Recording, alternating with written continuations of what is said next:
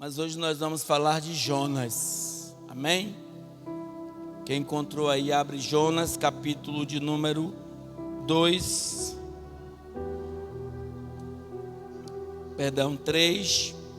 versículos 7 até o 10º, e depois nós vamos abrir no capítulo 1 e nós vamos contextualizá-lo em nome de Jesus, amém? Jonas, capítulo de número 3, versículo de número 7 a 10. Quem encontrou, diz aleluia. Quem não encontrou, diga: me espere. Estarei esperando com toda a paciência de Jeová. Amém? Quem aqui sabe quem é Yahweh? O Yahweh? Alguém sabe me informar? Quem é essa pessoa? Ou esse ser? Negativo. O nome de Jesus é Yeshua. Yahweh significa Deus, é o nome de Deus. Já dei aqui uma explicação sobre isso, quando um israelita na Argentina matou a própria mãe a facadas.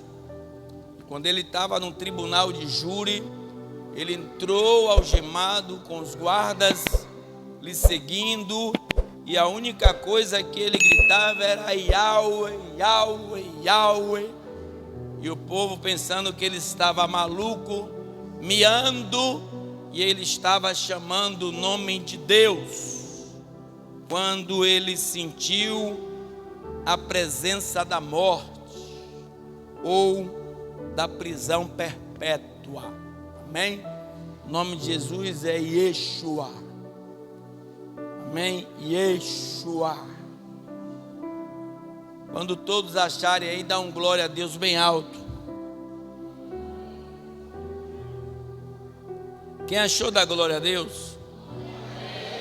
Para não perdermos tempo, porque vocês sabem que eu gosto de pregar contextualizando na igreja. Eu gosto de ler para todo mundo ficar interagido.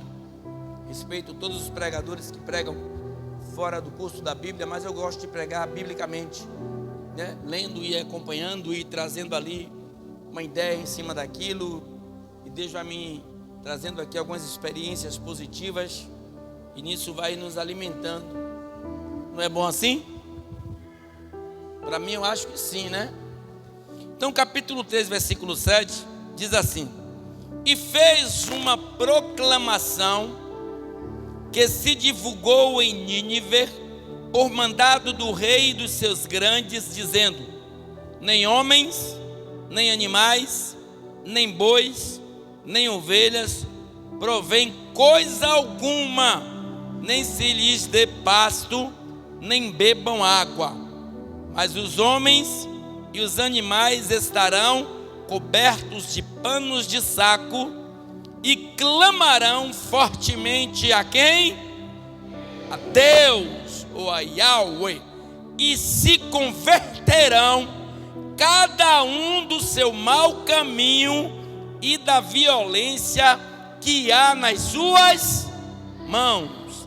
Quem sabe se voltará a Deus e se arrependerá e se apartará do furor da sua ira, de sorte que não pereçamos.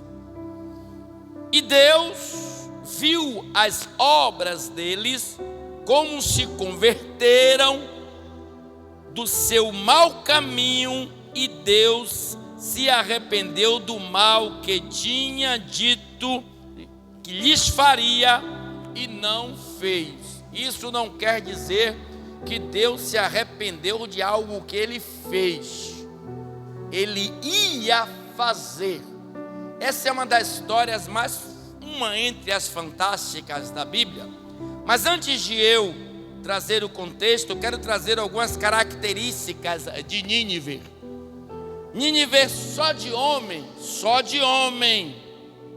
homens, que eu falo gênero, homens e mulheres, exceto crianças, havia 120 mil habitantes. Imagina naquela época, uma cidade onde as nações ainda eram poucas, em uma única nação haver 125 mil pessoas.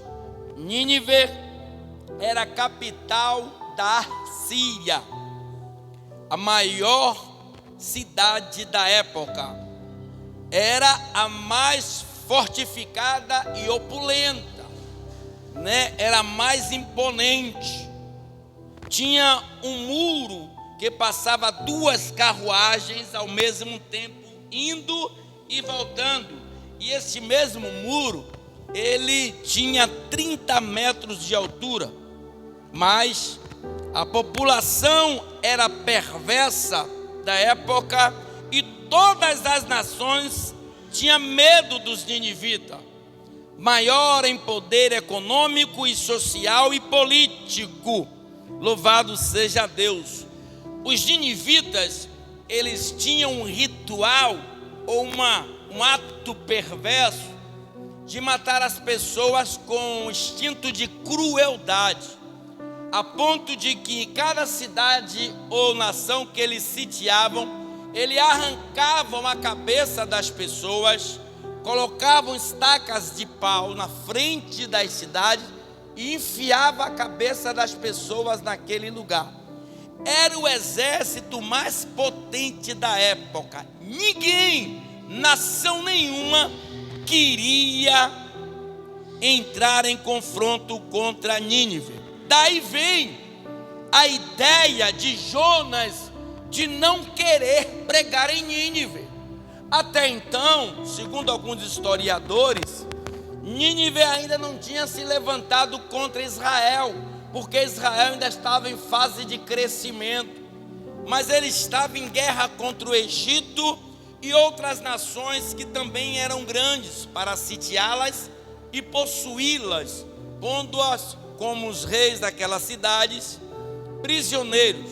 Então, nós vamos aqui agora trazer uma narrativa por que Jonas não queria pregar em Nínive. E Jonas, como eu disse, foi o único profeta que Deus ordenou que pregasse fora da sua própria pátria. Para você ter ideia de onde Jonas morava, em Israel, até chegar em Nínive, a distância geográfica era de 800 quilômetros de distância. Eu não sei como é que ele ia de jegue, de burro, de camelo, de cavalo, mas Deus, quando ele diz vá, você pode ter certeza que você vai. Você não sabe as circunstâncias que ele vai fazer com que você vá, mas você vai. Então o que aconteceu? Do versículo de número 1 até o versículo de número 8, eu gosto de usar alguns temas para os versículos. Ninguém muda os planos de Deus. Ninguém muda os planos de Deus. Foi nisso que eu vi do versículo 1 a 8, e já vou lendo e trazendo os contextos daquilo que foi ou que aconteceu naquela época.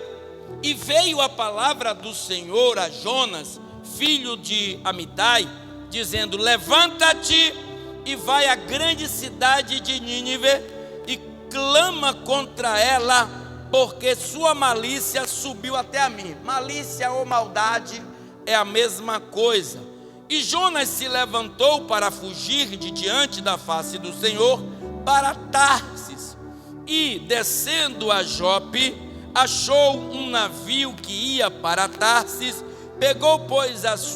pagou pois a sua passagem e desceu para dentro dele, para ir com eles para Tarsis e de diante da face do Senhor se esconder.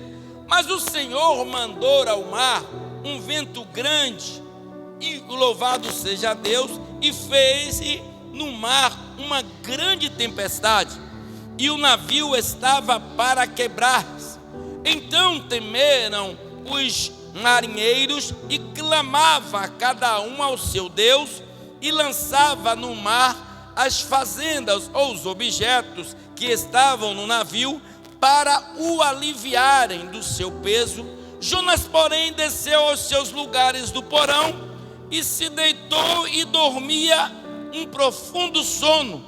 E o mestre do navio, ou o capitão, chegou-se a ele e disse-lhe: quem tem dormentes, levanta-te e invoca o teu Deus, talvez assim Deus se lembre de nós para que não pereçamos. E dizia cada um ao seu companheiro: vinde e lancemos sorte, para que saibamos que por causa nos sobreveio, ou por que causa nos sobreveio esse mal. E lançaram sorte, e a sorte caiu sobre Jonas. Então lhes disseram: declara-nos tu agora que razão nos sobreveio este mal, e que ocupação é a tua, e de onde vens, e qual é a tua terra, e que povo és tu? Amados, aquele povo, aqueles 130 mais ou menos marinheiros que estavam naquele navio, eram fenícios e homens hábeis no mar, eram um dos maiores marinheiros e conhecedores da área marítima na época. A época não era de vento, principalmente de chuva. Estava entre o verão, se não me falha a memória, nem outono e nem o inverno. A distância que o navio estava da margem até onde eles estavam, não tinha também nenhuma probabilidade de o vento estar naquela fúria e aquela água descer de forma que até os pregos se rompiam da embarcação, a ponto de que eles começaram a gritarem uns com os outros: o que é que está acontecendo? Homens que eram profissionais na área marítima, mas ficaram com medo e começaram a pedir a seus supostos deuses que dissesse o que é que estava acontecendo. E no entanto, Jonas, quando ele desce ali para Jope e paga a sua passagem no navio para ir para Tarse, um lugar completamente contrário do que Deus queria. Deus queria que ele fosse para o horizonte, que era em Nínive, e ele vai para o lado oposto. Ele paga a passagem, entra na embarcação e enganosamente ele desce até o porão. Talvez na visão de Jonas, eu dormindo dentro do porão, Deus não me veja. Aí eu te pergunto: o que é que Deus não vê? E aqueles homens começaram a ficarem atônitos e lançavam sorte uns com os outros e começaram a chamar os seus deuses. Até ateus que não confiavam em Deus surgiram deuses naquela época. E eu imagino um chamando um Deus e chamando outro. E de repente o capitão disse: estão todos aqui em cima da polpa do navio? Aí alguém disse: não, parece que há um desavisado lá embaixo, dormindo num porão. É na hora que o capitão diz: chama ele lá. E o rapaz vai lá e pergunta a ele: rapaz, o negócio está aqui sério, nós estamos a ponto de ir a pique, o barco virar, morrermos afogados. Está vendo a tempestade? Você consegue dormir nesta tempestade? Vem cá, levanta, vamos lá. Tinha um costume entre eles em lançar sorte. Não sei de que maneira eles faziam, se era com nome, cada um abriu o nome, e caiu no nome de Jonas. E eles começaram a interrogar Jonas: por que você fez isso conosco? De onde é que você veio? Qual é a cidade que você nasceu? De que povo você é oriundo? Qual o teu Deus? E quando Jonas fala, meu amigo, aí a ficha deles cai. O engraçado é que Deus é o Deus que criou o céu, criou a terra e criou o mar. Como é que Jonas vai se esconder no meio do mar daquele que criou o mar, mesmo que dentro de uma embarcação? Eu quero te dizer uma coisa: quando Deus mandar você fazer uma coisa, não relute em fazê-la, porque você vai pagar um grande preço. E talvez esse preço não seja um preço que tenha uma volta, seja coisas irreversíveis. Mas Deus deu a Jonas uma segunda chance. Então, ninguém muda os planos de Deus. Aquele povo era um povo politeísta. Pastor, o que é isso? Que acreditava em vários deuses. Cada um tinha um Deus diferente em cima daquele navio. Por isso que ele perguntou: vamos ver que Deus foi que nos causou este mal, porque o meu parece que não foi. Aí o outro grita: o meu também não. O capitão: o meu também não. Quando vai ver que lança sorte, cai justamente num Deus todo-poderoso. No versículo 9 e 10 vem o interrogatório e a resposta de Jonas, para aqueles homens. Diz assim: e ele lhes disse: eu sou hebreu e temo ao Senhor, o Deus do céu, que fez o quê? Que fez o quê? O mar e a terra seca. Como é que ele vai se esconder dentro do mar? Então os homens se encheram de grande temor e lhe disseram: por que fizeste tu isto? Pois sabiam os homens que fugia de diante do Senhor, porque lhe tinha declarado. Ou seja, ele começou a dar o seu depoimento.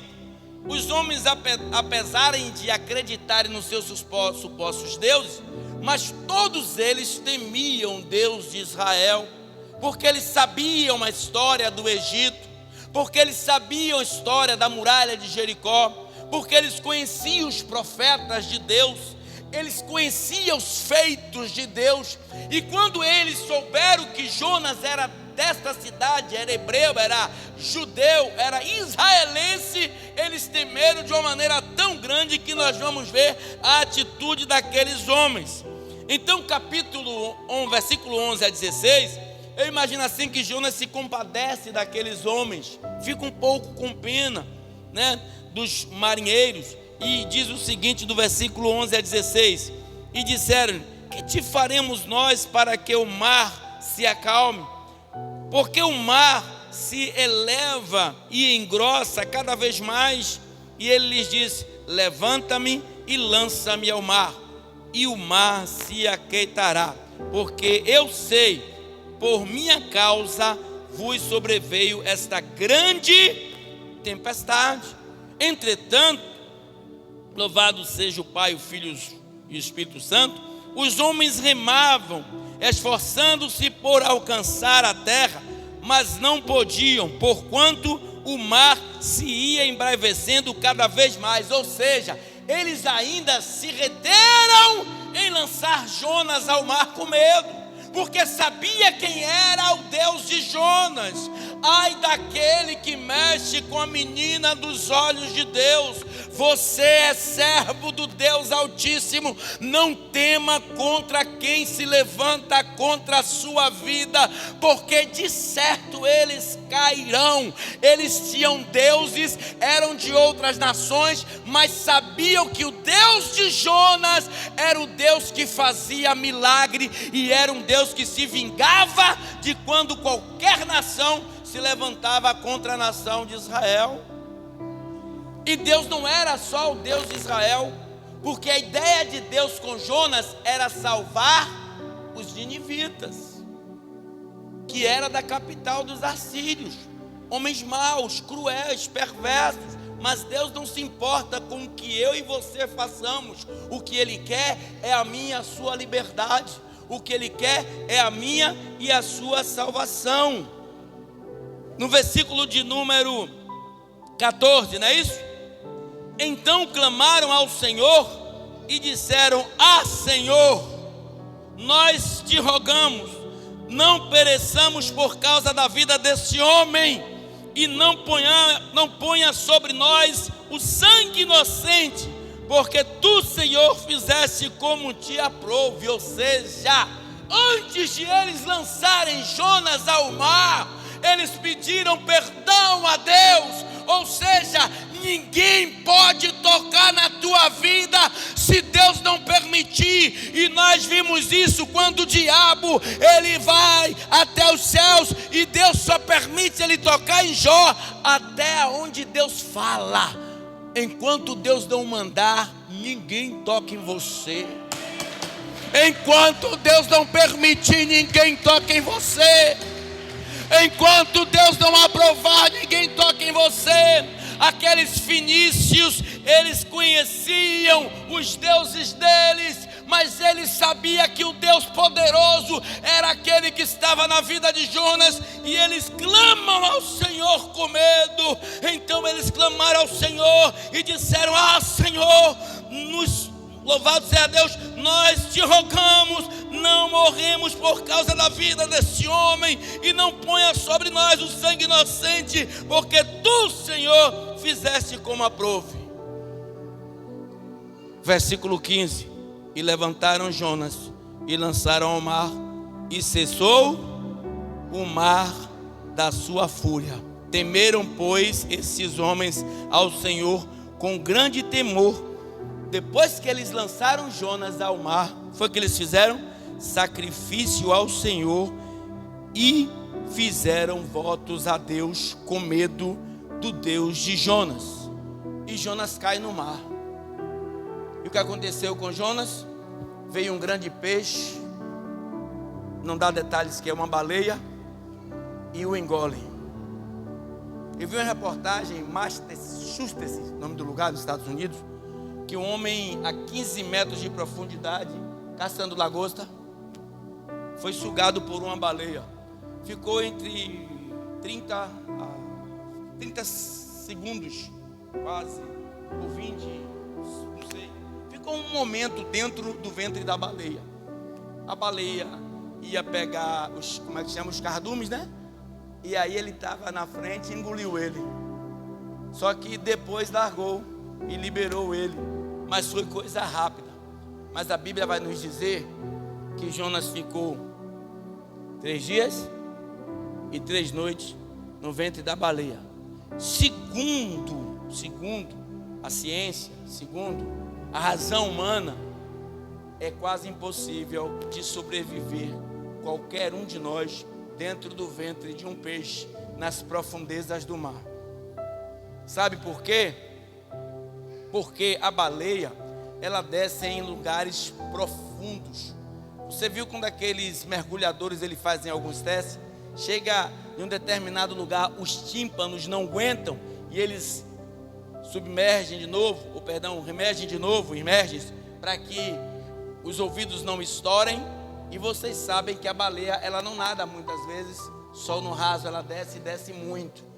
Aí eu te pergunto, como é que os tímpanos de Jonas suportou? Porque no versículo 17, Deus vai agir. Quando você diz que não, quando você diz que não quer, quando você diz que não pode, Ele faz você fazer. Versículo 17: deparou, pois, o Senhor um grande peixe para que tragasse a Jonas, e esteve Jonas 3 dias e 3 noites nas entranhas do peixe, ou seja, no seu estômago. No capítulo, louvado seja Deus, 2, versículo 1 a 10, aí vem a oração de Jonas e o seu, olhe para cá, arrependimento. Eu vou falar assim, arrependimento entre aspas, porque o arrependimento dele era tão somente o temor para que ele não morresse. Mas no capítulo 4, Deus deixa uma pergunta para cada um de nós, através da vida de Jonas. Essa história de Jonas, ela termina com uma pergunta no capítulo 4, e essa pergunta, ela se reverbera por todas as nações. Olha o que diz o versículo de número 1 até o 10 do capítulo 2. E orou Jonas ao Senhor, louvado seja Deus. Das entranhas do peixe disse: na minha angústia clamei ao Senhor, e Ele me respondeu. Do ventre do inferno gritei, e tu ouviste a minha voz. Louvado seja Deus, porque tu me lançaste no coração dos mares, e a corrente me cercou, e todas as tuas ondas e as tuas vagas têm passado por cima de mim. E eu disse: lançado estou diante dos teus olhos, todavia tornarei a ver o tempo da tua santidade. As águas me cercaram até a alma, o abismo me rodeou, e as algas, se enrolaram na minha cabeça. Eu desci até aos fundamentos dos montes. Olha o que eu disse. Como é que os tímpanos dele iriam aguentar? Os ferrolhos da terra correram-se sobre mim para sempre, mas tu livraste a minha vida da perdição, ó Senhor Deus meu. Quando desfalecia em mim, louvado seja Deus, em mim, a minha alma, eu me lembrei do Senhor, e entrou a ti a minha oração no templo da tua santidade.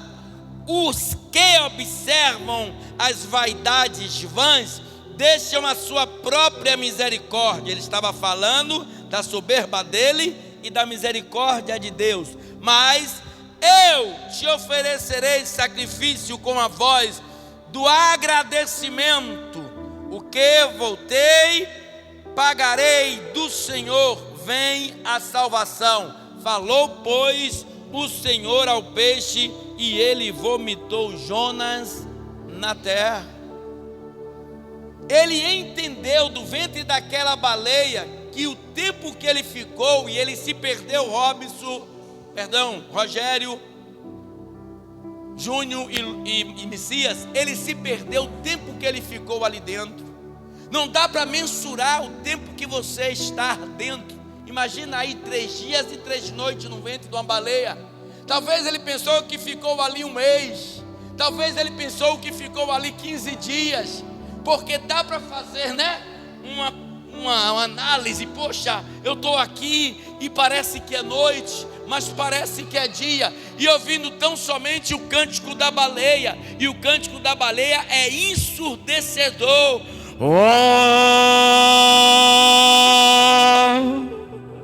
Não é mais ou menos assim? Imagina ouvir de dentro do ventre da baleia. Imagina que cada vez que aquela baleia, ela lançava ali, não sei o nome daquele lugar, e expelia aquelas águas para fora. Quantas das vezes Jonas não pediu a Deus que ele fosse posto para fora por aquele local? Aí eu te pergunto, como é que ele suportou? O homem, por ficar 30 segundos, ele teve um problema no joelho, que deslocou o joelho, teve um problema no pé, e não estava se sentindo muito bem, porque todos nós sabemos que dentro do nosso organismo, eu mesmo quando eu bebia muito, que não tinha que vomitar, vomitava bilis. Tem uma proteção dentro do nosso corpo, do nosso organismo, né, que nos defende de coisas ruins, como nós temos proteções que nos protege contra vírus. Quando você espirra, lançando fora algo que entrou inadequado, algo anticorpos, o que não era para estar no seu corpo. Então, da mesma sorte, imagina o líquido dentro daquela baleia, se não era para matar Jonas, durante o tempo que Jonas ficou dentro do ventre daquela baleia. Então, a Bíblia vai dizer que Deus, quando ouviu a oração de Jonas, e Deus imaginou, Jonas se arrependeu do mal que tinha feito, e eu vou tirar ele. Só que Deus, Ele tem uma trajetória na vida de cada um de vocês, assim como Ele tem uma trajetória na minha e na vida de cada um que aqui estão. Quando a baleia estava nadando, enquanto a baleia estava fazendo o seu curso, ela foi direto para Nínive. E quando a baleia vomita Jonas, a Bíblia diz que Deus, depois de ouvir a oração de Jonas, falou o Senhor ao peixe. Deus fala até a língua dos peixes, e ele vomitou a Jonas na terra. No capítulo de número 3 ao 10, o livramento de Deus aos ninivitas. Amados, aos meus olhos, aos teus olhos, aos olhos de Rogério, aos olhos de Messias, aos olhos da minha esposa, aos olhos da esposa de cada um de vocês, dos filhos crescidos que já têm noção da vida, quando pegar um estuprador, quando pegar um pedófilo, quando pegar um latrocida, aquele que rouba e mata, é para a gente matar. A ideia humana que se dá é essa: não, tem que espancar, tem que levar ele no local e tem que matar, porque o mal que ele cometeu é esse. Os ninivitas, ele arrancava a cabeça das pessoas, ele arrancava os olhos das pessoas, ele arrancava os braços das pessoas, ele decepava as pessoas, ele cerravam as pessoas ao meio. Então, a ideia que Jonas tinha era que Deus matasse aquele povo. Mas Jonas sabia o Deus que ele servia, e sabe que a misericórdia de Deus, ela é grande. Ele sabia, por isso que ele não queria ir até Nínive. Então, no capítulo de número 3, do 1 a 10, Deus vai dar livramento àquele povo. E é interessante, né, que hoje nós vimos a dureza do coração de uma única pessoa para fazer aliança com Deus, e como aquele povo, em uma única voz real, junto com os grandes daquele local, observaram a grandeza de Deus, o temor que eles tinham por Deus, e eles mudaram completamente a sua forma de vida. E diz assim: e veio a palavra do Senhor segunda vez a Jonas, dizendo: levanta-te e vai à grande cidade de Nínive e prega contra ela a pregação que eu te disse. E levantou-se Jonas e foi a Nínive, segundo a palavra do Senhor. Era, pois, Nínive uma grande cidade de 3 dias de caminhada ou de caminho. E começou Jonas a entrar pela cidade, caminho de um dia, e pregava e dizia. A única pregação de Jonas foi essa: ainda há 40 dias e Nínive será subvertida.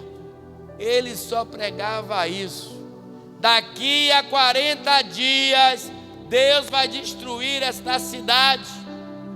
A Bíblia não está dizendo ali, eu não sei se numa Bíblia transliterada, o motivo qual Deus falou a Jonas porque ele ia fazer isso. Mas o que a Bíblia está nos relatando até agora é que a única coisa que Jonas falou é que daqui, ele andando, daqui a 40 dias esta cidade será destruída. Daqui a 40 dias essa cidade será destruída. Imagino eu que nem todos da cidade, ou grande maioria, ou quase todos, Rogério, não conhecia a língua hebraica, mas deveriam estar morando ali, ou como escravos, alguns hebreus, do qual traduzia para aquele povo o que é que ele está falando, e chegou até os ouvidos do rei. E a única palavra que ele dizia era essa: ainda há 40 dias Nínive será subvertida. Versículo 5: e os homens de Nínive creram em Deus e proclamaram um jejum e vestiram-se de pano de saco, desde o maior até o menor, porque esta palavra chegou até ao conhecimento do rei de Nínive. E levantou-se do seu trono e tirou de si suas vestes e cobriu-se de pano de saco e assentou-se sobre as cinzas. E o mesmo rei fez uma proclamação que divulgou em Nínive, por mandado do rei e dos seus grandes ministros, príncipes e outros, dizendo: nem homens, nem animais, nem bois, nem ovelhas provem coisa alguma, nem se lhes dê pasto, nem bebam água. Ou seja, um jejum completo. Mas os homens e os animais estarão cobertos de pano de saco. Isso chama-se estado de humilhação diante de Deus, e clamarão fortemente a Deus, e se converterão cada um do seu mau caminho e da violência que há em suas mãos. O rei fez um arauto e proclamou todo mundo, e disse: todos cheguem até aqui. Alguns homens da cidade já tinham tomado essa atitude, mas nem todos. Então ele fez como uma ordem, ele proclamou, dizendo que não era para dar água a gado, nem a ovelha, nem dar comida, nem a criança amamentar, nem a mãe da criança beber água, nem a mãe beber água, nem os pais beberem água, nem comerem nada, e além disso, trocassem as suas vestes, seja que vestes fosse, por um pano de saco, e se humilhasse diante de Deus, de uma forma tão poderosa, que se convertessem dos maus caminhos e dos maus que fizeram através das suas mãos. E Deus é um Deus de misericórdia. 120 mil homens, fora crianças, adolescentes e bebezinhos. 120 mil pessoas de uma só vez se converteram a Deus. Hoje nós vimos uma grande dificuldade de as pessoas obedecerem a Deus. Sabe por quê? Porque se Deus descesse um decreto hoje, ou se converte ou morre, na mesma hora esta igreja estava entupida. Ou se converte ou morre. Quantas pessoas eu já vi relatos e relatos de pessoas portarem armas e botar na cabeça da pessoa: declare que você é crente agora, e a pessoa dizer: eu não. Quantos crentes os muçulmanos mataram há meses atrás, jogando dentro de uma vala? Postaram vídeos. Quantos crentes nos continentes africanos, só 2, se não me falha a memória, podem falar de Jesus, os demais não podem, senão a família é queimada viva. Eu tenho um vídeo velho, que eu não faço questão de ver, uma senhora aparentando 70 a 80 anos, mas um casal aparentando entre 40 a 50 anos, que era supostamente nora ou genro, e mais 2 ou 3 crianças no meio da rua, em uma vala assim, em um buraco, e tocando fogo neles vivos, porque eram crentes,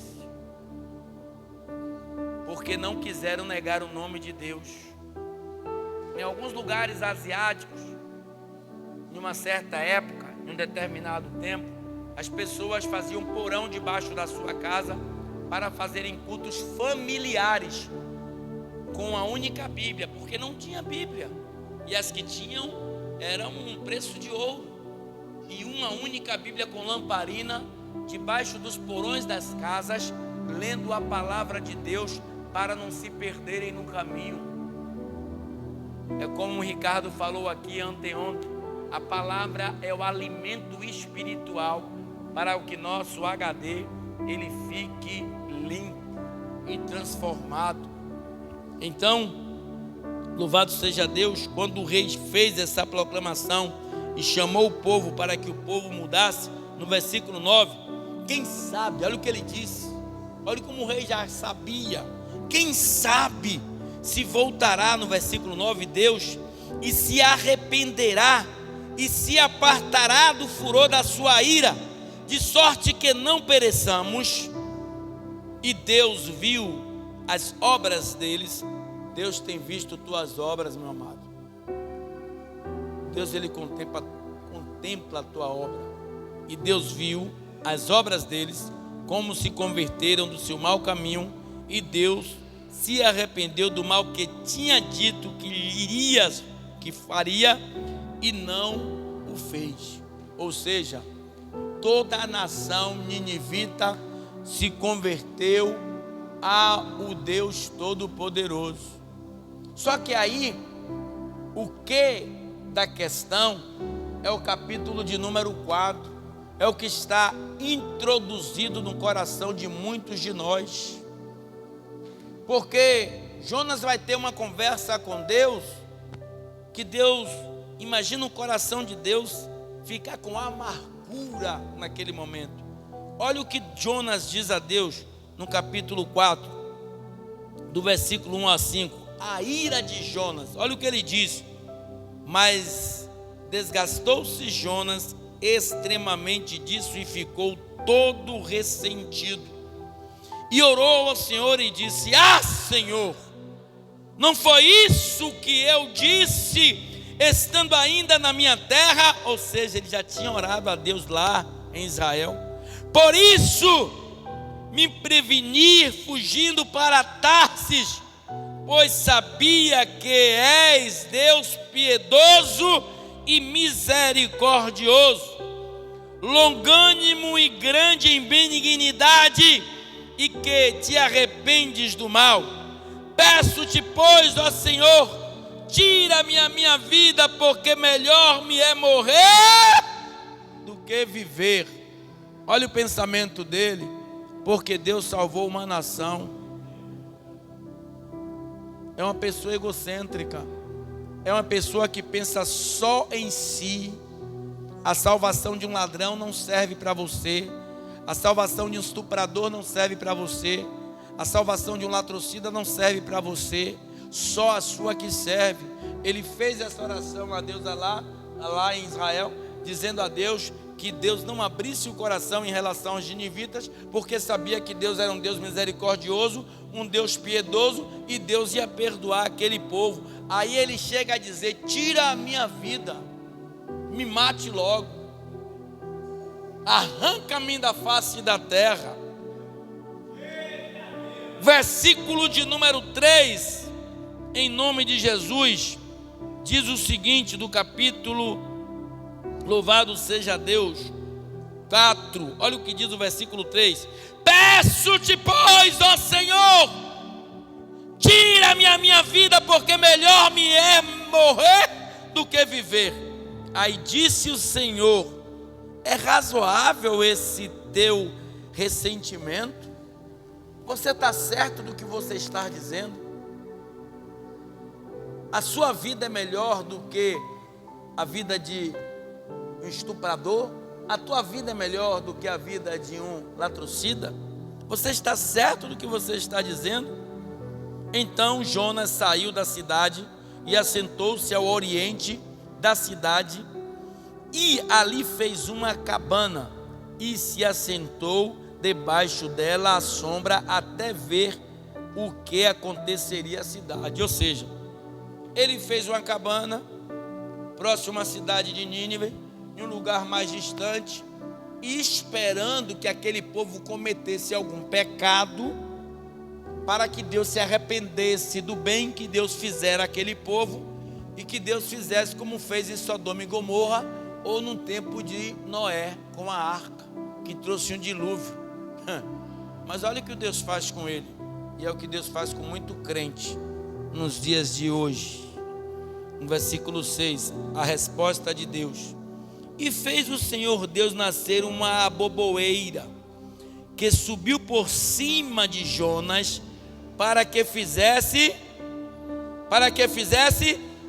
quem quer ficar no sol? Sombra sobre a sua cabeça, a fim de o livrar do seu enfado, ou do cansaço, do suor escaldante, porque naqueles locais é 40 graus centígrados de dia, o sol é insuportável.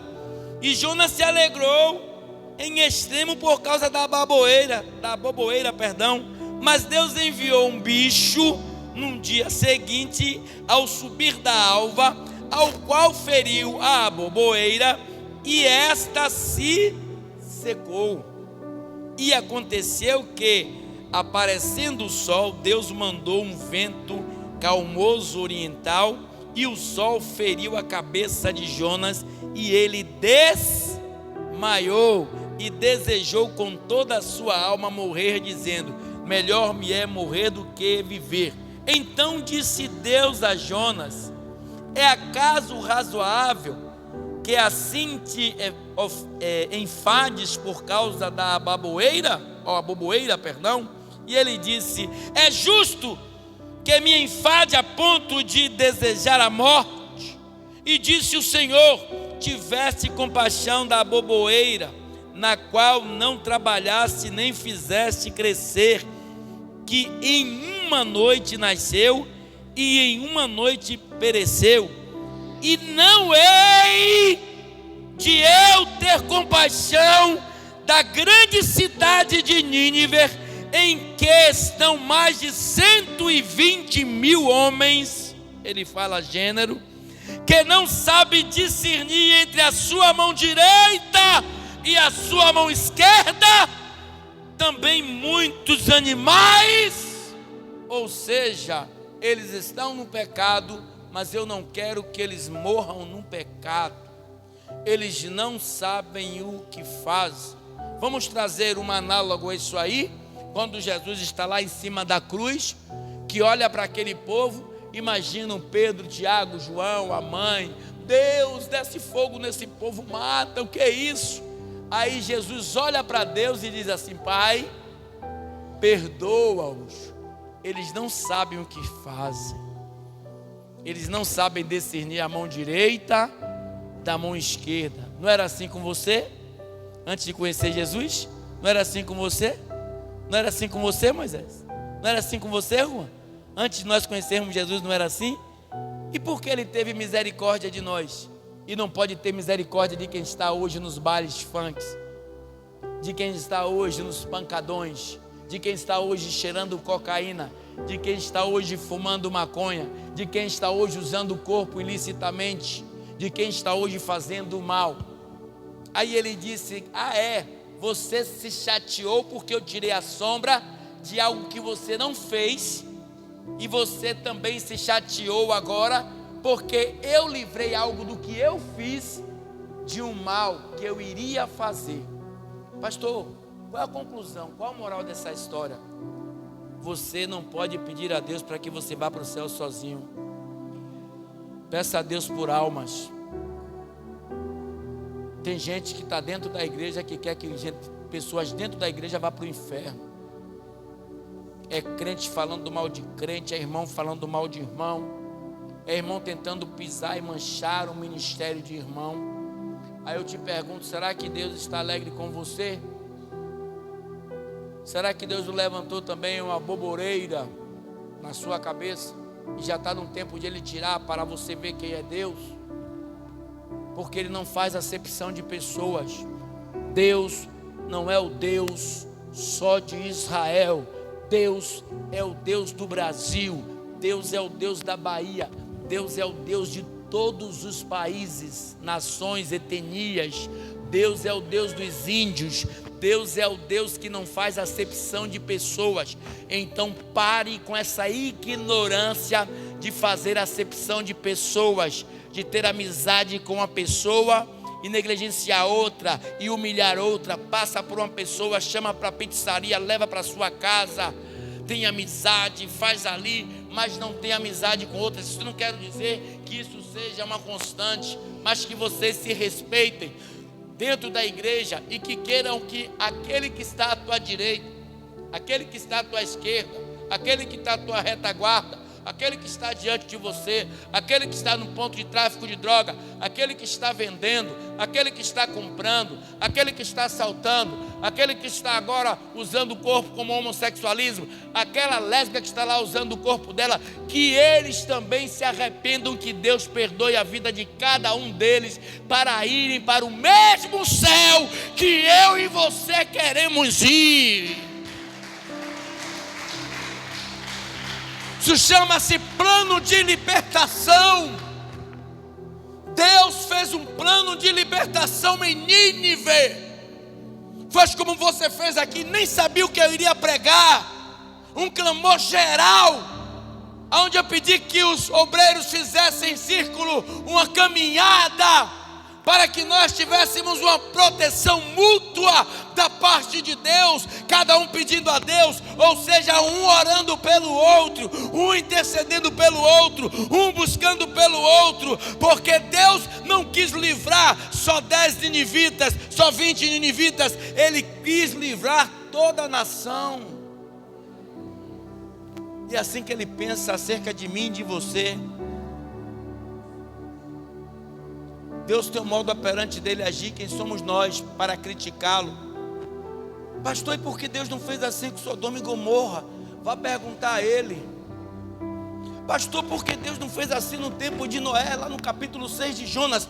vá perguntar a ele. Pastor, como é que Deus tira um homem da sua nação? 800 quilômetros, não são 800 metros. Vai lá na geografia, né? No livro geográfico hebraico, vai ver a distância que tem de Nínive para Israel, para botar aquele homem. 800 quilômetros aquela baleia nadou, 800 quilômetros debaixo da água, para levar ele até aquele lugar. Para quê? Para salvar um povo mau. Ninguém entende Deus. Vai procurar agora entender a Deus. Deus tem planos com vocês, é por isso que vocês estão aqui dentro. E tem gente da minha e da sua família que Deus não tem plano e não vão estar aqui dentro. E é compreensível isso. Tem pessoas da minha e da sua família que não alcançarão a salvação. Como tem pessoas aqui dentro também que foram chamados, mas não alcançarão a salvação. Porque agora não depende mais de Deus, depende de nós. Mas tem aquelas pessoas que estão lá fora, assim como os sodomitas, assim como os de Sodomas de Gomorra, assim como o povo do tempo de Noé, foram povos que Deus matou por causa da maldade. Mas teve povos como o Ninivita, que ele pega e salva 120 mil pessoas, e na maioria homens maus. Pastor, como é que se explica isso? Lute pela sua salvação e lute pela alma de quem você está vendo fazendo mal. A Deus cabe o entendimento. Busque tão somente a fazer a vontade de Deus enquanto vivo você estiver. E se você não consegue ter entretenimento, amizade com pessoas que estão aqui da mesma família que vocês, convivendo com vocês, como é que você vai ter amizade lá fora? Talvez se Deus dissesse a Jonas para ele ir em Judá, para ir em Genezaré, na Galiléia, ele ia alegre, porque era povos dele. Mas como Deus mandou ele ir em um lugar onde ele já conhecia a atitude do povo, ele disse: não vou. Deus disse: você vai. Então, se Deus está tendo chamado aqui na sua vida de algo, e você teimosamente está dizendo que não quer, que você quer fazer aquilo que você quer, Deus está mandando te dizer esta noite: nem que você venha aleijado, você vem.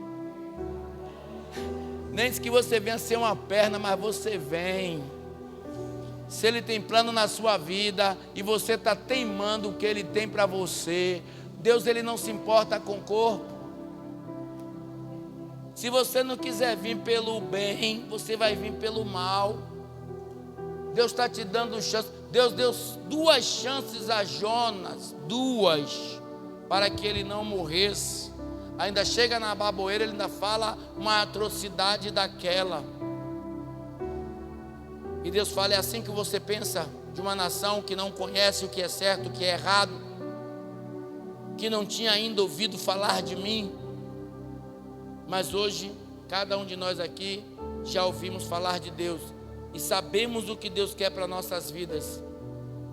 Então cuidado com o que Deus tem para você e você tem enterrado, porque uma hora Ele vai desenterrar, e talvez aquilo que Ele te deu, Ele vai desenterrar. Pegue isso, aquilo que Ele te deu, Ele vai desenterrar e vai dar outro, e vai botar teu corpo naquele buraco que Ele tirou aquele dom. Então Deus está chamando a gente nesta noite, mais uma vez, para a compaixão, para amarmos uns aos outros, parar, como o Júnior falou, vai parar essa guerra do diabo aqui dentro. Crente cheio de espírito, mas do maligno, e crente cheio do Espírito de Deus. A luz não se mistura com as trevas. Aí a gente pega e leva isso para o candomblé, para o espiritismo, com todo respeito às religiões, estão todos fazendo. Leva para a Umbanda, para a Quimbanda, leva para os católicos. Não, ele está falando aqui dentro, porque tem pessoas que ainda não se tornaram luz, estão como trevas dentro das igrejas. Aí o que acontece? A luz, ela não se mistura com as trevas, e Deus não está se alegrando disso. Vocês estão tendo a mesma atitude de Jonas com o ninivita que está do teu lado aí, ou a ninivita. Está tratando ela ou ele como ninivita. Ah, eu gosto de Rodolfo, mas não suporto a Aline. Ah, eu amo Marlene, mas odeio Márcio. Ah, eu amo Nailton, mas a Liana, se eu pudesse, eu não estava nem perto. Eu gosto tanto de Juan, mas aquela mulher dele é insuportável. Cada pessoa dessas que vocês estão tratando desta forma, vocês estão colocando elas como ninivitas diante da face de Deus. E Deus quer salvar a todos.